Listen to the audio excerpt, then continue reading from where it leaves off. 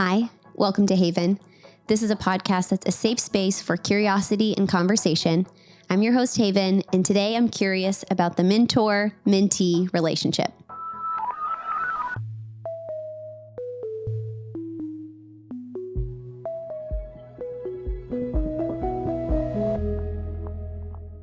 The mentor-mentee relationship.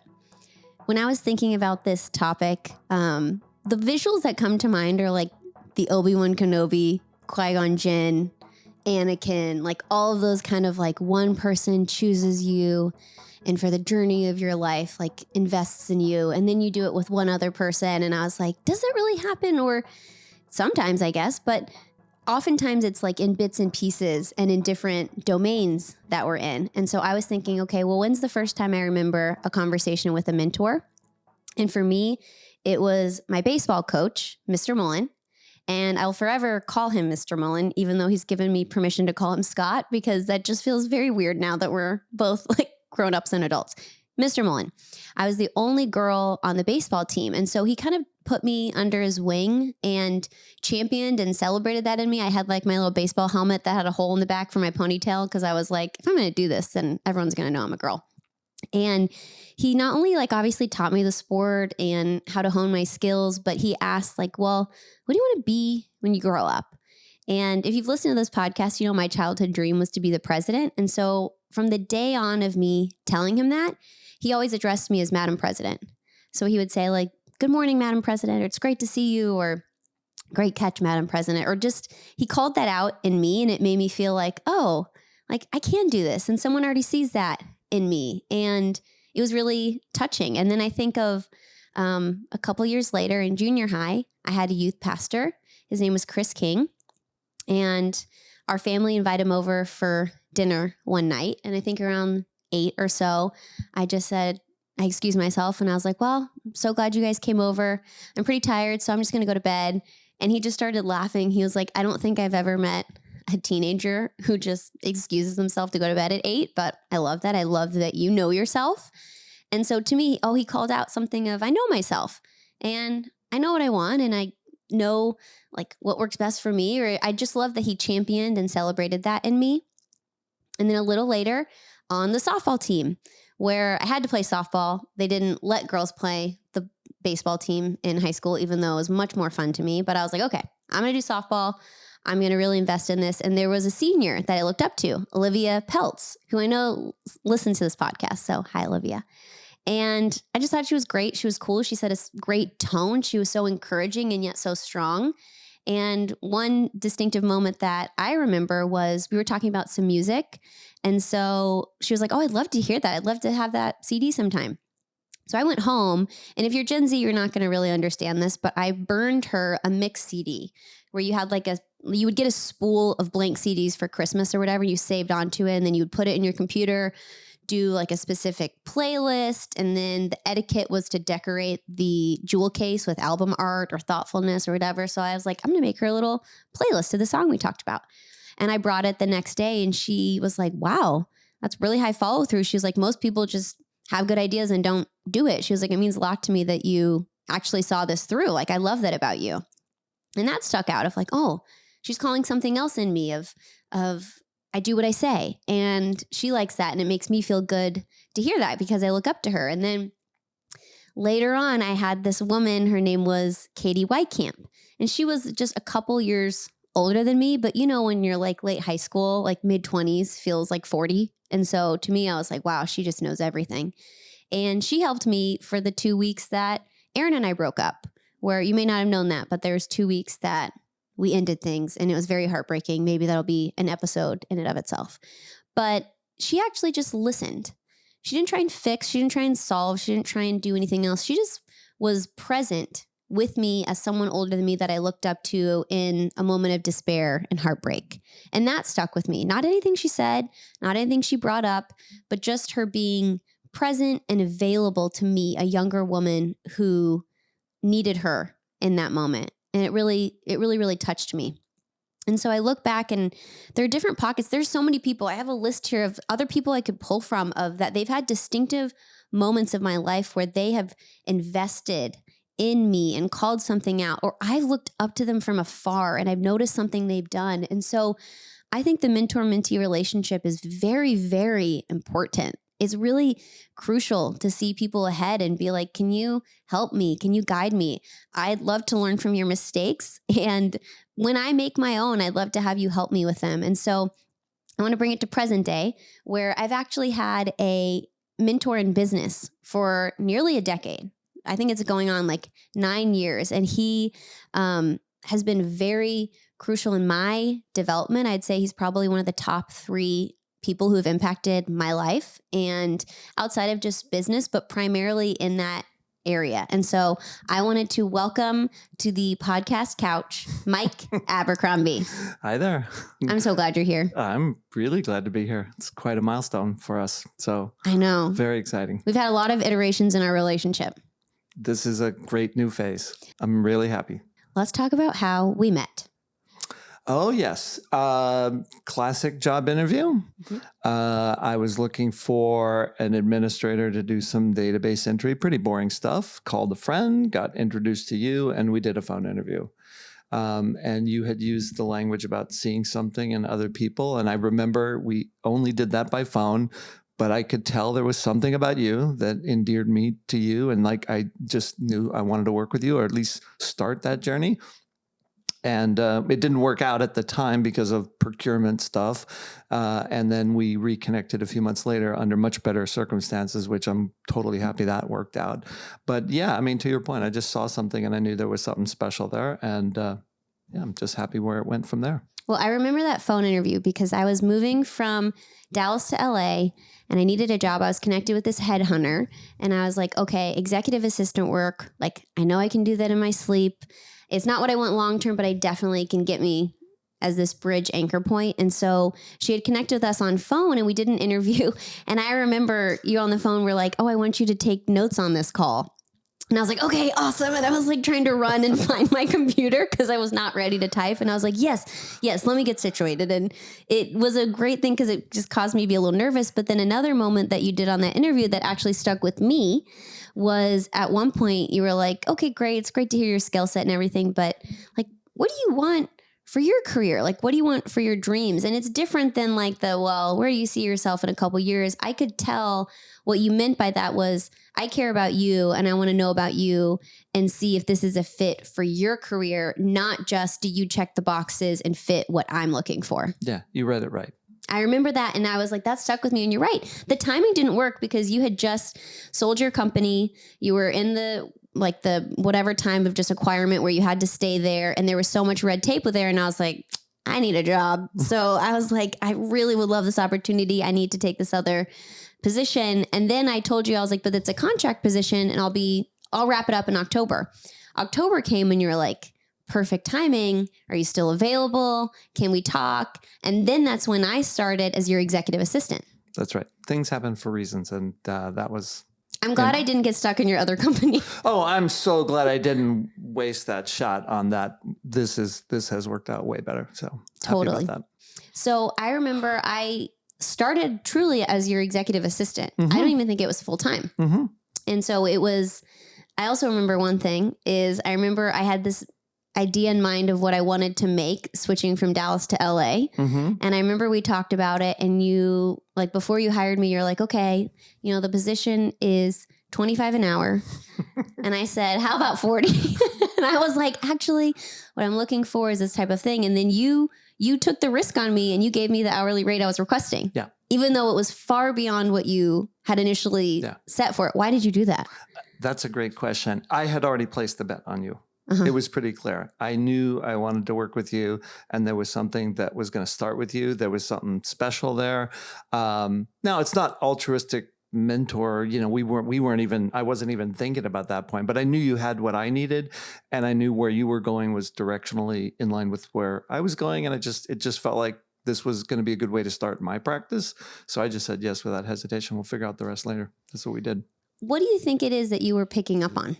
Well, going back to the interview, before you did the transcribing, there was a care, there was a genuineness, there was a connection, there was just something that checked all the right boxes. I don't mean in terms of skill qualification, but in terms of the right kind of person I would want to work with, because I need skills, but I also need you to want to be there. And I need you to also want what I'm doing, right? It's got to kind of work well for both of us. And I think it did. And at that point I knew, you would be a really good fit for me, at least inspiring to work with. And so when you threw out that ridiculous ask, I just didn't hesitate, and no regrets. Okay, I'll tell you what I was looking for too. Truly. Because I was like, okay, what do I want in a future boss? And I was like, what I want in a job in general is just, I don't really care what industry. Like, I feel like especially executive assistant is an extension of someone. What I want is I want to work for someone who has done incredible things and is a leader who has character.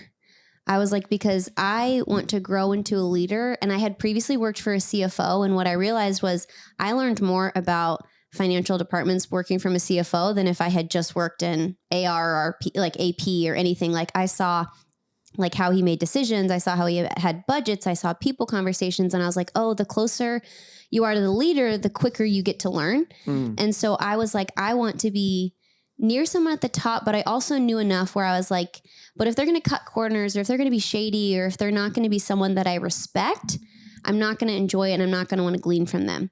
So I was like, the admin stuff, of course I can do emails and scheduling and project management. I was like, but what is most intriguing to me is I want to be under someone who is at the top of their field and does things with excellence and integrity that then I can glean from. And that's what I was vetting out. I'm glad I passed that test. Yes. And you continue to do so. Yeah. Thank you. So I started as your executive assistant. And then it grew over time. Do you remember, especially when we made the transition of what I wanted for my next position? Do you remember that car ride? Oh, yeah. Yeah, totally. Okay, let's talk about it. Well, the car ride was particularly fun, and I'm glad you're shifting into the mentor thing, because I realize up to this point in the conversation, it's been an employer-employee relationship. You're right. Which is a financially driven relationship, and you've got to perform and blah, blah, blah. But the mentor-mentee thing is sort of in the employment context, it's an icing on the cake. It's a secret sauce. It's a special thing. And I think that's what really codifies a really good fit for people, because it goes beyond a job to a mentor-mentee relationship. But I think for us, that car ride was one of them. We had gone to do a client presentation, and you just went with me because it was going to be the first chance for you to actually see in the room what I do when I'm in front of a client. So it was fun, and we had a chance to talk.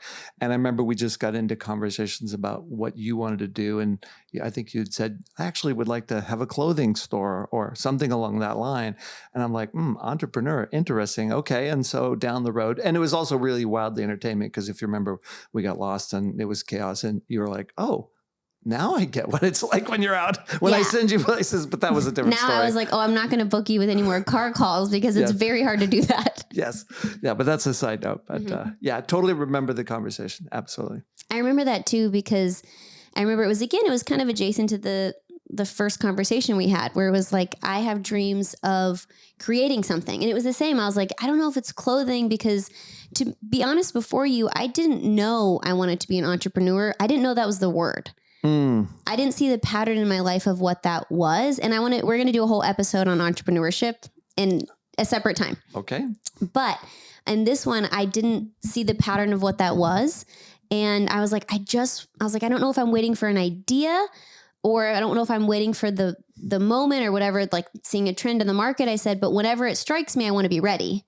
I said, and so I want to know like my gaps of like where I'm not strong professionally. I'd like to grow in those. So the moment when I do want to spin off to become my own thing, I'm prepared. And then you helped set off my professional development, where each quarter you were like, go take this business course, or you take over all of our books this quarter and see how it goes. Or you gave me the opportunities to kind of feel the weight of what it felt like to do those kind of roles, but without all of the pressure on me of like end all break all. Like, it was such a great development time for me based on that conversation. which I really appreciated. Yeah, no, happy about that. It's interesting just having a moment knowing we were going to talk about mentoring and mentorship for the podcast. One of the things I realized is that mentorship is largely accidental. You don't contract with a mentor. And it all stems from what you said. Somebody sees they see something in someone else. And there's not enough of it in the world, I think. I think for me, when you got to that conversation and shared what you wanted to do, I was already pre-loaded to respond to that because of an experience that I had in earlier in my career where I had a lot of people reporting to me. It was my first sort of management job. In fact, I realized on the drive over that I was about the same age. I was 28 when you started, and I had 24 people as direct reports. And that's like an absolutely miserable idea. Woof. But at 28, I didn't know it. Anyway, long story short, I was miserable and the people working for me were really miserable. And I knew I needed to change some things. And what that did for me was activate the realization that if I can lead well and support these people in their vocations, it has a tremendous impact on their life. Because when they're happy, when they're growing, and when they're thriving, they're happy, their families are happy, their communities are happy. It's just like, wow, talk about impact of the world. So that got in my skin. And I think since then, I've been quietly, even though not early consciously, trying to fulfill that on a grander scale. Now I'm really trying to do that, in earnest. And I think at that conversation, I realized that's something I saw in you. Here's an opportunity for me. And again, meeting my needs, but by meeting your needs. Somebody had said to me one time, the way to get what you want in life is by helping other people get what they want. And so, there was just an opportunity to lean in and start something a little bit deeper with you. And I've always felt that because you were always like, too, of, hey, if you're going to spin off from me, then like I'm going to celebrate and send you on your way. If there's another job opportunity that's like something that you prefer to go for, you've even put me up for other ones. Like you always were willing to champion that in me. And I'm glad that it's continued to go this way. But my other question too is, did you ever have a mentor who did this kind of thing with you? It was really interesting. I have long held the belief that I need a mentor. I was on the search, and reflecting on it now, I realize my experience has been exactly what you said. It's not one person. It's a series of people with different people bringing different things at different times. And it has been for me, and I hope it is for everyone else, a bit of a quilt that you can wrap yourself around in people who saw something in you. In this case, I had several mentors. And as I look at the last few decades, there's clearly a few big ones that spiked, that had very significant contributions, but along the way, there's lots of other ones as well. Now a quick pause to hear from my sponsors. This episode is brought to you by EfficientAid. EfficientAid offers fractional virtual assistants whose sole purpose is to help people who are making a difference. Are you bogged down in your email and still managing your own calendar? Delegating those tasks to a high-caliber career assistant can free you up to utilize your time towards the areas of your best and highest use, allowing you to focus on the areas you truly thrive in. Learn more at efficientaid.com. That's efficient, AIDE.com. Okay, back to the episode. As my mentor, there's been specific things where I'll bring questions to you or I'll have things I want to pick your brain on. But oftentimes, too, it's you leading the dialogue with me and you leading suggestions and areas that you would want me to focus on. How do you choose what you bring up to a mentee? There's a distinction, I think, and maybe this is where you're going, between mentoring and coaching. So in mentoring, it's an experience share. And I think when it really kicks into a high order, the mentor, and just using us as an example, there became a point when your goals became my goals, right? That's when as a mentor, I feel a sense of responsibility because I want to have an impact. I want to help, but I'm trying to now meet your goals, right? And so mentoring is, hey, I have some experience that will serve you in what you're trying to do. Please, as you said, here's my mistakes. Don't do these things.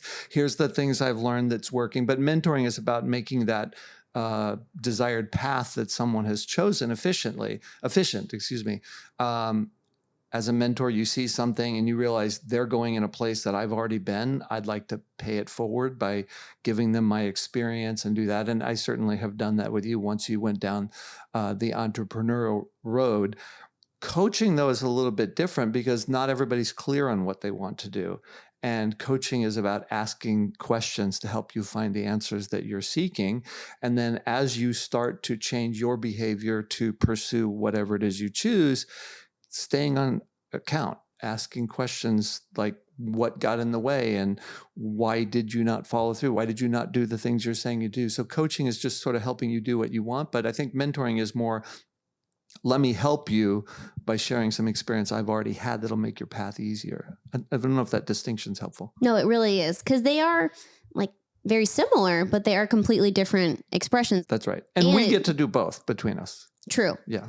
It is interesting to separate it because a lot of it is the coaching, and then our dinners are more the mentee. Like every other week we have a coaching call where we talk about business, professional, family issues. Correct. And then once a month, it's more of the overarching, like, here are all the things that you're involved in. I want the updates on the status. And then same with me. Mm-hmm, mm-hmm. Yeah. So we're doing both right now because with your role with Efficienate, I get the opportunity to be a coach in your new role as a mentor who has tried to help you arrive at an entrepreneurial journey. It's great pride and satisfaction just watching you work. And I'm still going to always offer that experience. Anything I can bring to bear, I'm going to offer that. But this is, I think, separate and apart from the coaching. Besides me, have you had other mentees that have stayed this long? I haven't really until you got to the point where I realized for my own needs and my own career that I want to formalize it. So that's fairly new. I mean, I've always tried to ask people what they wanted to do because I wanted to work with people that wanted to go where I wanted to go. I always wanted my time with somebody to, whenever that ends, from a work standpoint, right, to send them out better than they came in, if that would be an impact. But mentoring is about human connection. It's about, as you said, seeing somebody. So I have a nephew. It's really satisfying to have a conversation with my nephew and ask him how he's doing and point out some things that I've been through that will help him. And we all have people in our lives like that. And so I try and do it everywhere I can. If I hear something, it activates an experience I've had. I just want them to have the experience because it'll help them, right? And so I think anytime we get a chance to do that, we are mentoring people. And I think mentors, by and large, are accidental, if that makes sense, because there's so many opportunities to do it.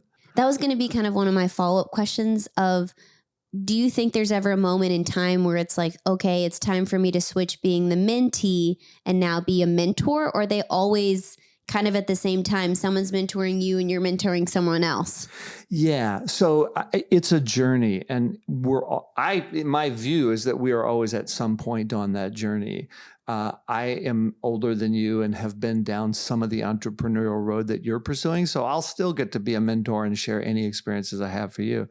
I'm also trying to do some other things. So for example, I had a breakfast meeting this morning with a good friend, and a common friend that we have has now started a coaching practice and doing other things. And I was sharing what I want to do, formalizing, helping a series of younger people in this phase of my career. And I realized I need to go talk to him. I need to connect because I realize I could learn something from him. So even where I'm at, I'm still the mentee, right? Anybody that's got the experience ahead of me that sees something in me that they're willing to share, I'll take it. And that I'm a gracious and happy mentee all day, every day to this day. But at the same time, I want to pay it forward and be a mentor to other people who, if there's something I can add in terms of value to them. I think that would be similar to what I would land on to answer that question of, I think just thinking about like that girl on my softball team, she was a senior in high school, and I'm sure she wasn't thinking of herself as a mentor, but I think there's always people below you. I did a lot of like summer camps where I was counselor, and those girls still today are like closer to my age, and they'll still DM me or talk about it or lean on it. And I think it's just whatever stage you're in. I think you're right. I think so much of it is accidental. I think it's kind of looking around you and seeing who's there. And I think it becomes a mentor relationship when the mentee wants it. I think you can want to be a mentor all you want, but until someone wants it and willing to learn and listen, I think that's when it changes. That's really key. because you need to give of yourself and of your time to somebody who's willing to do it. And it's interesting, as you were talking, you mentioned the Star Wars analogy. I think Hollywood and the stories make mentor-mentee relationships so mythical. It's like, oh, I want to be the one that so-and-so has chosen to, like, yes, that's fine, but it actually happens every single day with people helping one another. And, my parents' generation, you went to school and then you got placed in a job and you did a career and then you got a gold watch and you were just groomed for a job.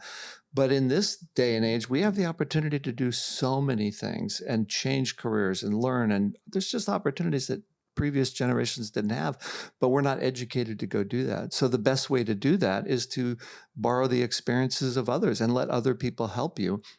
And again, on the mentor side, nobody gets paid to be a mentor. There's no professional directory at certain rates for mentors. So it is a human connection person, and the satisfaction that I get, and of sharing your experience with other people and helping to lift other people up. The world needs more of that, and it's everywhere. I think the key of what you're saying for a mentor is genuinely wanting to help someone else. I think if you want to look awesome, I think if you want to sound awesome, then you're just a motivational speaker. Great distinction. I think if you want to invest in someone, as you said, their wins become your wins. I feel like if you're in that state of mind, you can be a mentor at age 12. You can totally be a mentor at age 12. Yeah. I would encourage all of your listeners to look at the gifts they have and then be aware of where those gifts could be put to use, because the world needs it. And if there's something you're aspiring to do, how many people, and we've done this, I've done it, we've all done it, where you have an aspiration to do something, but you don't have the skill, you don't have the experience, or you want to start down something and it's those early days where the learning curve is stiff. Find somebody that has that experience, that's gone ahead of you, and just ask them, can you help me out here? And you'd be surprised how many people will come out of the woodwork and help you with that. Because obviously you did that for me in business, but I remember when I was pregnant, Aaron and I were like, what do we want for parents? Like, who around us are great parents? And we took 3 different couples separately out to dinner. And we said, can we just have dinner with you and ask you about parenting? Like, can you tell us, and most of them had older kids. We were like, can you just teach us what you've learned? And there was a lot of nuggets from each one. That's right. That came out. And I was like, and then for me there's mom mentors I look up to where I'm like, your kid's 8, my kid's 4. How did you deal with this? Or what does this look like? Or what are you looking out for? There's always someone even just ahead of you. It doesn't have to be so far down the finish line. Someone a couple steps ahead of you probably remembers it better and has the freshest advice. Yeah. But that's a classic mentor-mentee relationship. But you probably weren't conscious of it. Let's go find some parenting mentors, right? That you just let's get some help. But that's really where the help is delivered. And so the fact that you guys were aware that you wanted some help and you were conscious about reaching out and doing it, it's great. And then to your point about what do you see, and those friends of yours saw something in you and Aaron that said, no, you're worth our time. We have some experience to share. So, and you showed up in a way that made that inviting and brought them in. And that's the mentee side of it. I think that's also one of the gifts of being in a digital age is absorbing mentorship from afar I get some of my best tips and thoughts and ideas online, Instagram, TikTok. Yeah, there's a huge underbelly to the internet, but there's a lot of people putting really solid, thoughtful content out there that I think is important. My mom says that all the time. She's like, oh my gosh, if I had access to all this stuff when I was a young parent, she's like, I had to go to the library. She's like, I had to look up books, and now there's just so much out there in a great way of maybe it's adopting a mentor from afar until you find someone around, and maybe it's just gleaning from them and being like, we don't know each other personally, but I'm going to read your books. I'm going to listen to what you have to say online and maybe absorb that too. I think there's just options out there for someone who maybe isn't thinking, I know someone in real life. Yeah. And I think your example is really good it's mentoring is best summed up as just shared experiences. One person has experience shared with another that helps them. And the motivation to do that is the belief in the other person that it's worth my time to do it, that you can make a difference. And for people that love to help other people, which is most of us, by the way. There's just huge human rewards for giving of yourself and seeing the impact on other people. It's just, you can't get paid enough for that. When do you know it's time to graduate a mentee and free up time to focus on other people? I wouldn't frame it that way because Okay. I don't think graduating, there's no done state, because I'm happy. I'm looking forward to being a mentee in other areas of my life and learn from other people. And I always want that to be there, and I will always give. And like you and I, we have it on a plan. Like we're done with you working for me as an employee, but we want to keep collaborating. So where's the finish line? I hope there isn't a finish line. I'm glad to hear that answer. I will never graduate from you. Yeah, but we didn't have it as a plan. We had a business plan to say, let's graduate, if you want to use that word, to run a business. We did that. High five on that one. Woo! Nice work there. Thank you. But the mentor-mentee relationship, I'm just older than you, and that's not going to change. So to the extent that as we go through life together, you know, all of my experience is available for you. And I hope you're making yours available to people that are coming in behind you. I am, and I will. I know you are. Because I saw how it was done. So thank you for that. Thank you. It makes me think of when I was transitioning from supporting you to running my own company. I was like, you know what I'm going to do? I'm going to write a LinkedIn article. I've never written one before. Typically don't read those. Sorry, LinkedIn listeners. I feel like it's just a lot of information. But I was like, I'm going to write one because I was like, this is a stamp in this moment of, I was kind of grieving what that was. And I was like, oh my gosh, I loved having you over me as my boss, kind of like the end all be all. It really like felt vulnerable to go and do that. And so I was like, I want to have a thank you for all that you've done and invested in me. And I loved writing that, but you know, people had interesting takes on it. They were like, how are you feeling now that Haven's leaving? Oh my gosh, like you're without support. And they were like seeing that like I was transitioning, and your answer was that was the goal all along. Yeah. And that was your response. Yeah, it was. But on that note, I think the thing for me is the rewards couldn't be overstated. To hear what that transition meant to you was really impactful. I knew I had an impact. And I think on this subject of mentorship, it's about sharing experience. And I hope we're all doing it as often as we can and giving as often as we can. And then I think above that, when somebody's on a journey, maybe there's a little bit of a regular cadence that they have with somebody as somebody kind of comes under their wing. And then I think there's what we do where it's like, no, we want to lock in and do this really well. And that's where I said, you know, your goals became my goals. I think for people who commit to that, there is this higher order, if you will. And that's probably the wrong words. But I think when you had made that post on LinkedIn, it like, wow, that actually was more significant to you than even I processed. And it was more significant to me than I was giving credit to. But that's the beauty of the mentor-mentee relationship, is you have unintended impact on other people, which is generally positive. And that's what set me on a path, because I immediately, as soon as we got to that point, I realized I got to do this again.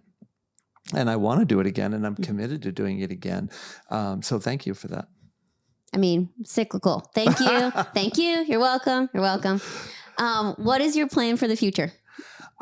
Just keep doing good work and trying to help others. That's the short answer. But over the next decade or so that I have energy, I hope I can go longer than that, but I intend to go full speed for at least another decade or so, doing good work. And then I actually want to try and do what we did, five more times. 5 more times. Yeah, 5 more times. So I got a decade. I'd like to create 6. Well, there's no such thing as more havens, but I'd like to create 6 havens. So if I can start relationships and help people launch, that's just really rewarding work. That's my dent in the world. I support that goal. Thank you. Well, even as we're talking and I'm thinking like, you know, in the future and what does this look like in mentors, I also want to add that like, mentorship, it sounds incredible, but it's real conversations and it's real like things coming up. Like it's not always like just applauding each other and, oh, I'm so grateful to have your mentor. Thank you for being my mentee. Like it's calling out actual things in me and giving me real feedback. And I think that's also what made our relationship different, is I never had a boss who was like, please be open and honest with me. Like, please not call out in a way of like, I don't like this or whatever, but in a sense of like, if there's something that's bugging you that I'm doing, please say it. If there's a way that we can be more efficient than the way they were doing it, bring ideas. Like, I feel like it was a very two-way street of communication too. Absolutely. And again, there's a duality that's intertwined in your comments there between the employer-employee and the mentor-mentee. I think for the purpose of the episode on the mentor-mentee relationship, that's really genuine care and concern and helping. And it should exist in employer-employee relationships. I think that's what makes a difference, why some people are naturally happy and inspired and thrilled to be doing the work they're doing. And the best employers recognize and understand that they're not going to achieve what they want to achieve without people. So you're best to take care of the people and grow the people. So they are together, but I think there's so many opportunities to mentor others and to be mentored and have that human connection and contribution together that exist outside the employer relationship. I just wanted to untangle them for that point right there. I think you're right. Because our relationship was so like intertwined with that in my mind, it's one and the same, but it's really not outside of it. And it makes me think of your wife, Sherry, because you guys have a special needs child and she is so available for everyone in that community. Oh, epic mentor multiple times over what she does for people. Absolutely. Absolutely. On so many fronts where I feel like anytime I was just working out of your house, like I'd hear her on the phone with someone helping them or giving them tips or strategies on there. And so I feel like even your wife has kind of modeled this in her own world as well. Absolutely. But that's just back to like you starting your parenting journey and reaching out. What I hope for everybody, my hope for the world is like, we're humans, right? And we're social beings and we learn best from one another. And that's really the heart of the mentor-mentee relationship. And when you care about something and you care about somebody and you see somebody with potential or in a situation that you realize, hey, I've already done that, let me help you. That's it in its essence. And we've been through a lot with Ian. Sherry has learned a tremendous amount, and there's nothing more motivating for her than to pay it forward. Because it's really hard to learn some of that stuff. And so she's mentoring lots of people. Yeah, and that's just one of the many things I love about her. So. Yeah, she's awesome. Yeah. Well, even going in, I want to add one more thing I remember the advice you gave to Aaron when I was pregnant. And do you remember this? It was at the trying to get it back in my head. Beverly Hills Cheese Store dinner. Okay. Where it was like all these courses and I was pregnant, so I couldn't have half the cheese. I couldn't have any of the wine. So I was stone awake for this one. But you were telling Aaron, you were like, you're going to get to know an entirely new version of Haven. Like, yes. Haven as a mother is a different version. Like, you haven't met her yet. She hasn't met herself yet.